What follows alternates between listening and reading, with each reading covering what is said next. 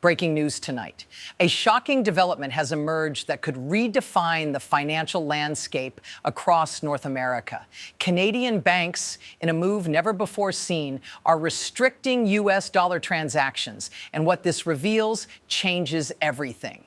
Internal documents obtained under oath show that at least 5 of the country's largest financial institutions have implemented new protocols effectively limiting the ability of clients to move, exchange, or deposit U.S. currency. These measures are being justified as risk management and regulatory compliance, but the scope and speed of implementation suggest a deeper, coordinated pressure campaign. Sealed memos released as evidence in a series of internal audits indicate that the decision was influenced by emerging federal directives and private consultations with unnamed U.S. officials. In these communications, banks repeatedly flagged the potential for systemic disruption, citing concerns about cross-border cash flow, compliance burdens, and exposure to U.S. sanctions enforcement. Let me read this word for word from one of the internal advisories dated February 4th, 2026. All U.S. dollar transactions exceeding $50,000 must be reviewed and approved by senior compliance officers. Any deviations require immediate reporting to the Risk Committee. Non-compliance will trigger escalations to regulatory authorities. Read that again. Not once, not twice. Repeatedly. The implications are immediate. Businesses that rely on U.S. currency for trade, investment, and operational liquidity are now facing potential bottlenecks. Individuals with dual holdings in Canadian and U.S. accounts report sudden freezes and delayed transfers, with customer service representatives citing policy adjustments and refusing further explanation. But it gets worse. Contemporaneous notes from inside one major bank reveal that senior management anticipated political backlash and explicitly instructed branch officers to deny any media inquiries. Emails marked highly confidential show a conversation between 2 executives discussing how to implement the restrictions quietly, avoiding public disclosure until policies were fully operational. Internal flight logs confirm meetings between bank executives and advisors from Ottawa and Washington in late January, just weeks before the restrictions went into effect. These logs indicate that the discussions were highly strategic, focusing on leverage points in cross-border trade and financial flows. Here's the part no one expected. One email thread includes language suggesting that the banks were warned that failure to act could result in punitive measures, though the exact source of the warning is redacted. Tens of thousands of pages of internal correspondence obtained under subpoena show that these restrictions are not isolated. One set of DOJ-style memos dated February 1st detail risk assessments tied to ongoing investigations into potential money laundering and compliance violations connected to U.S.-linked entities. The memos repeatedly emphasized that oversight failures could create cascading vulnerabilities, both legal and financial, and urge immediate preemptive action. Before we go further, subscribe right now, because what you're about to hear is not being explained clearly anywhere else. Internal witness testimony given under oath describes a tense environment where decision makers at multiple banks were told that ignoring the emerging U.S. dollar containment strategy would result in both reputational and regulatory consequences. One unnamed senior compliance officer stated, "We were not told exactly who ordered this. We were told simply to implement or face consequences that could impact the entire institution." Contemporaneous notes from board meetings detail multiple rounds of voting and redacted objections, signaling that the decision was far from unanimous. One excerpt reads, "Board Member 3, we are effectively isolating our U.S. operations from standard liquidity flows. Are we prepared for the fallout?" Redacted Chair, "It is non-negotiable." Internal emails further reveal that the banks coordinated messaging to customers, with some branches receiving scripts to downplay the restrictions. In one message, an executive writes, "Do not disclose the U.S. dollar limitations. Frame all inquiries as standard compliance review. Maintain discretion to avoid panic." The restrictions vary in scope. In some cases, deposits exceeding $100,000 in U.S. currency are being held pending internal review.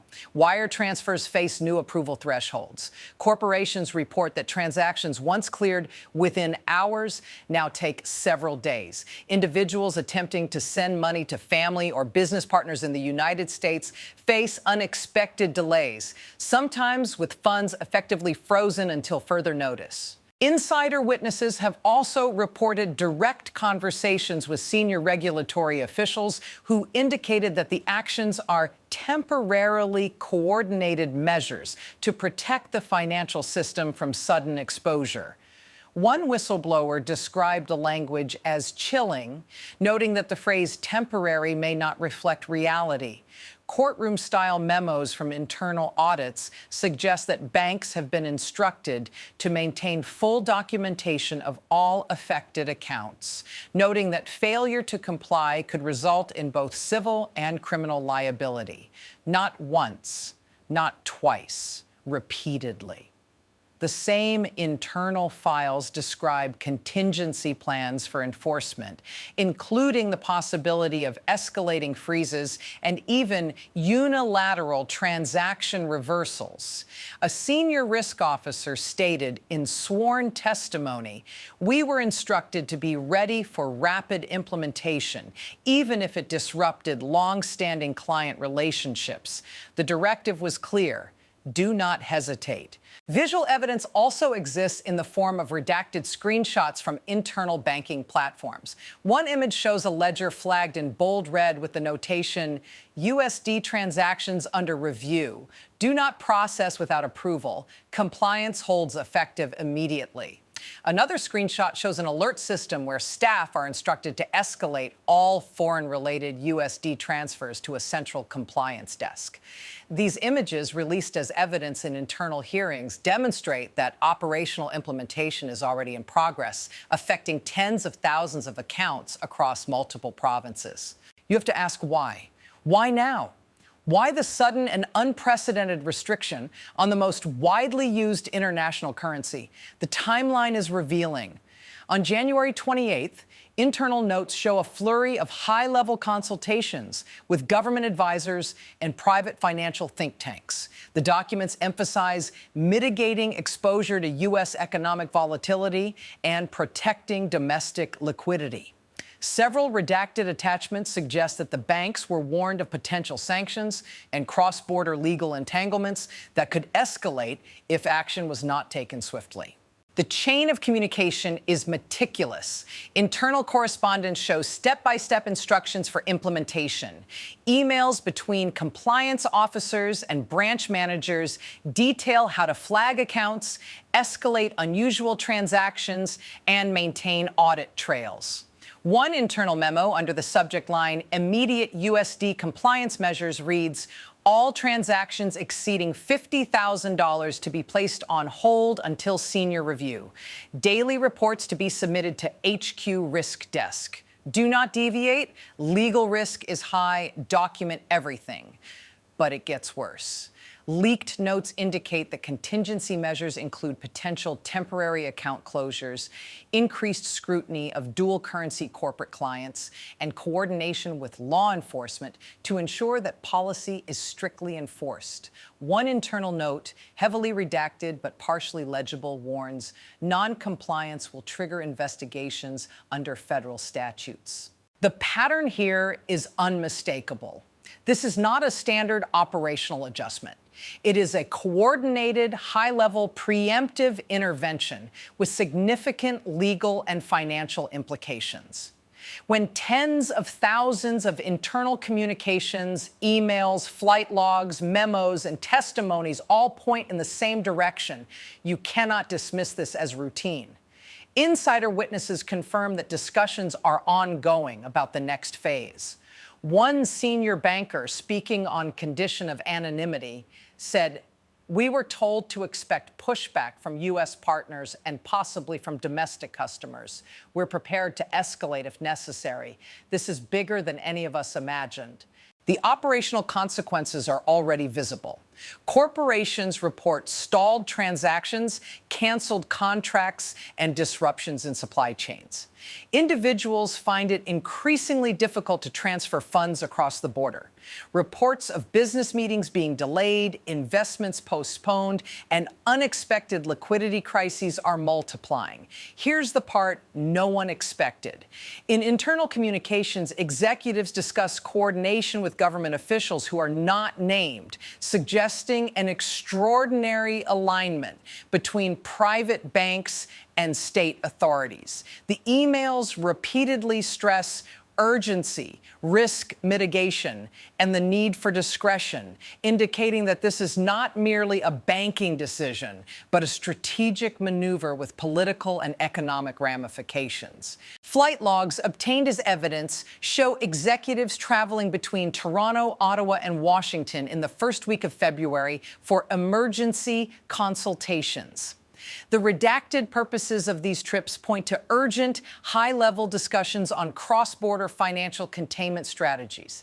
These meetings, conducted in secret, signal coordination that goes beyond routine compliance or risk assessment. The ramifications extend beyond individual accounts or corporate portfolios. Analysts familiar with these internal memos warn of potential ripple effects on markets, trade, and diplomatic relations. One leaked note states, foreign partners must be advised cautiously. Miscommunication could trigger broader instability. Another memo advises, prepare for global reaction. USD restrictions are likely to attract attention from Washington.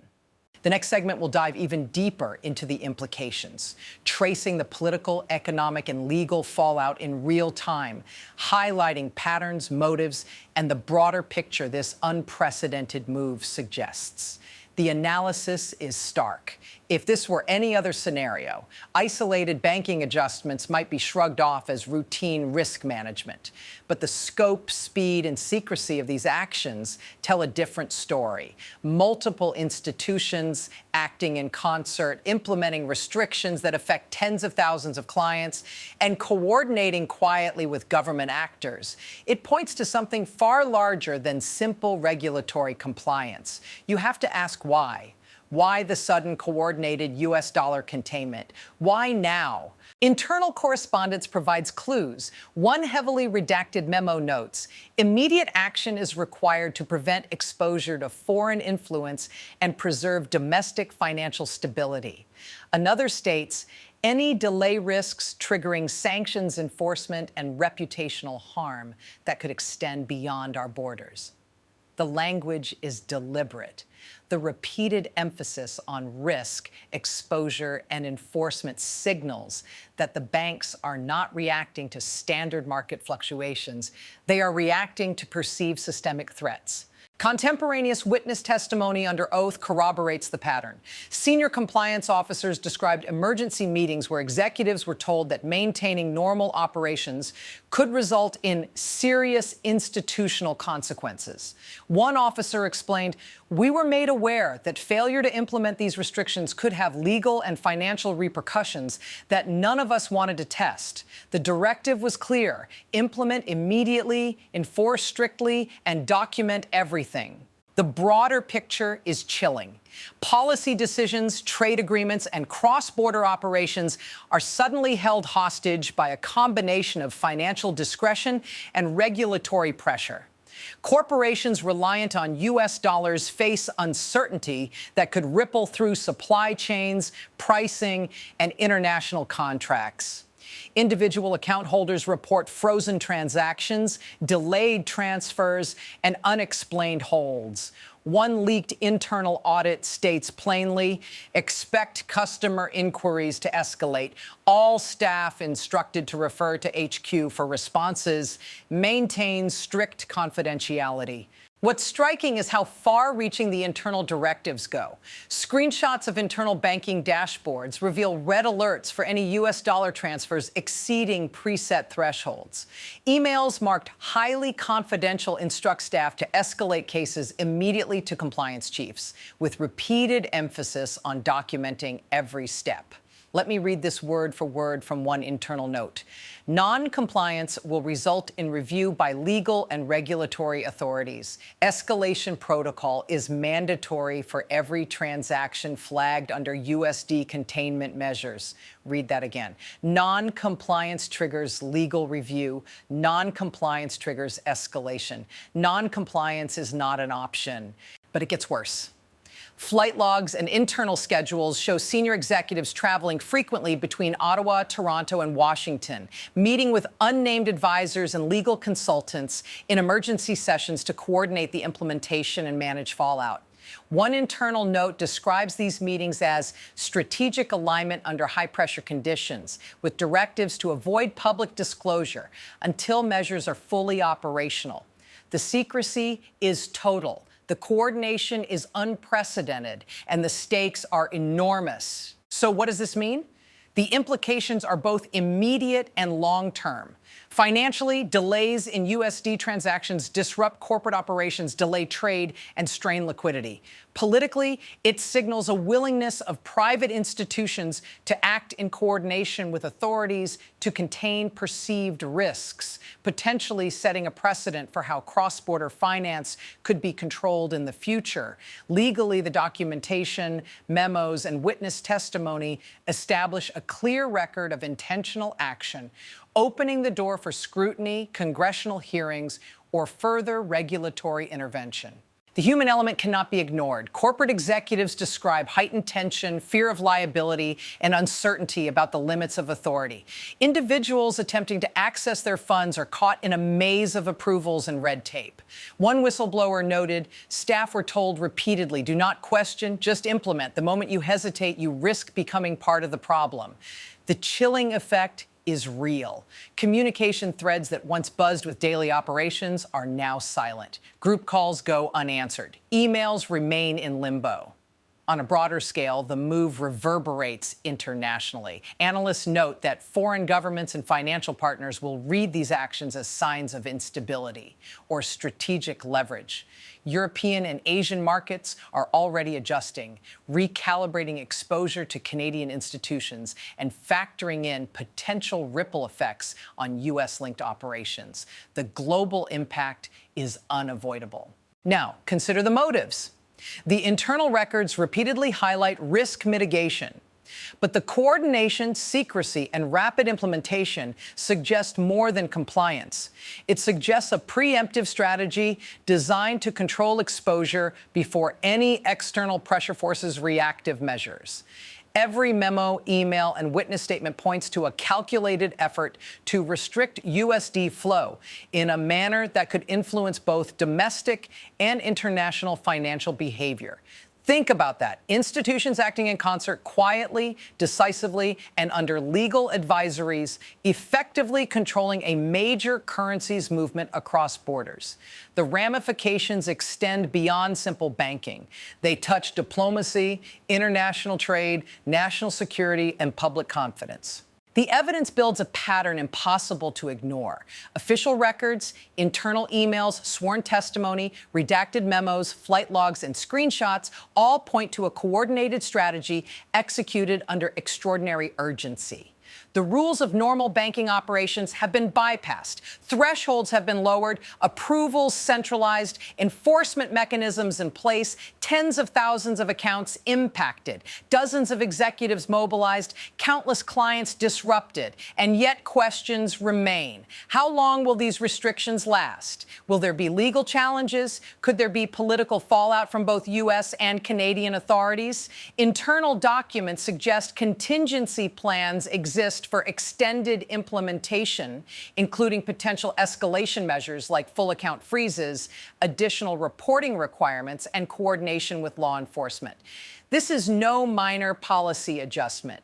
This is a systemic intervention with consequences for markets, corporations, and individuals alike. So what does it all mean? The bank's actions are more than operational. They are strategic, preemptive, and legally calculated. The pattern suggests an unprecedented level of coordination between financial institutions and authorities designed to mitigate risk and maintain control over U.S. dollar flows. The human and economic costs are immediate. The long-term consequences could reshape cross-border banking norms, corporate risk assessment, and international perceptions of financial stability.